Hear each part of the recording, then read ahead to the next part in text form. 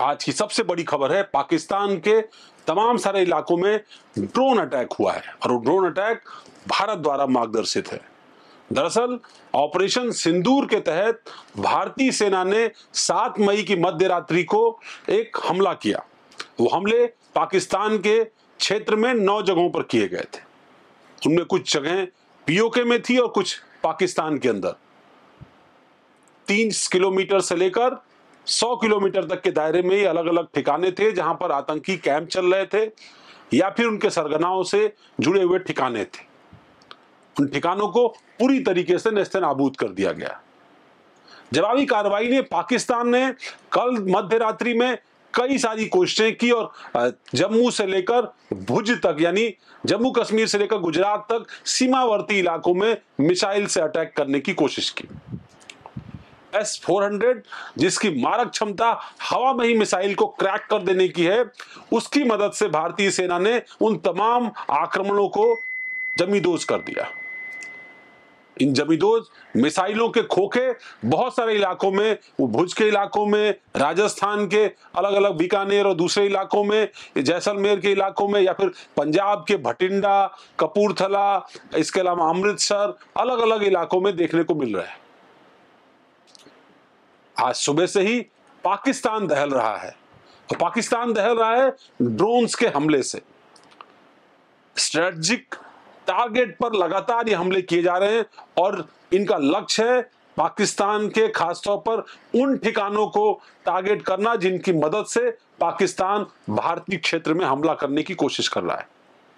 लाहौर में उनका air defence system पूरी तरीके से क्रैक कर दिया गया है। इस बात की पुष्टि भारतीय सेना ने अपने अधिकृत बयान में भी की है। इसके अलावा कराची, इस्लामाबाद और रावलपिंडी जैसे शहरों में भी अलग अलग तरीके के प्रयास किए गए। दरअसल भारत की कोशिश यही है कि अगर पाकिस्तान जवाब देने की कोशिश करेगा और उसके हमले में हमारे जवान या हमारे मासूम निर्दोष नागरिकों पर हमला होगा तो भारत जवाब देगा। दरअसल भारत का ये पूरा हमला पहलगाम की घटना को लेकर के था। पहलगाम की साजिश में जो भी आतंकी संगठन शामिल थे, आतंकी चेहरे शामिल थे, भारत ने उनको लक्ष्य बना करके ऑपरेशन सिंदूर शुरू किया था। उसी प्रक्रिया के तहत जब पाकिस्तान ने जवाबी कार्रवाई करने की कोशिश की तो उनके सैकड़ों मिसाइल जमींदोज कर दी गई। भारतीय सेना ने रात भर कोशिश करके एयर डिफेंस सिस्टम जो हमारा है उसके माध्यम से उनकी मिसाइलों को ध्वस्त किया। S-400 की तकनीकी का इस्तेमाल करके हवा में ही उनको मार गिराया गया और कई सारी तस्वीरें अब सोशल मीडिया पर दिखाई पड़ रही है। आज ऑल पार्टी मीटिंग भी थी और उस ऑल पार्टी मीटिंग में भी रक्षा मंत्री राजनाथ सिंह ने, गृह मंत्री अमित शाह ने तमाम जो डिफेंस सिस्टम है, जो अलग अलग तरह की कवायद हो रही है, उसकी जानकारी विपक्षी दलों को दी। विपक्षी दलों की तरफ से भी सरकार को सुझाव दिया गया, साथ ही साथ इस बात का नैतिक समर्थन दिया गया कि सरकार जो भी कदम उठाएगी विपक्ष उनके साथ मौजूद है। सरकार की तरफ से आश्वस्त किया गया कि हर बात की जानकारी विपक्षी दलों को भी साथ साथ दी जाएगी। स्ट्रेटेजिक जानकारियों को लेकर के जरूर इसमें जो है वो कहीं ना कहीं इसमें देरी हो सकती है।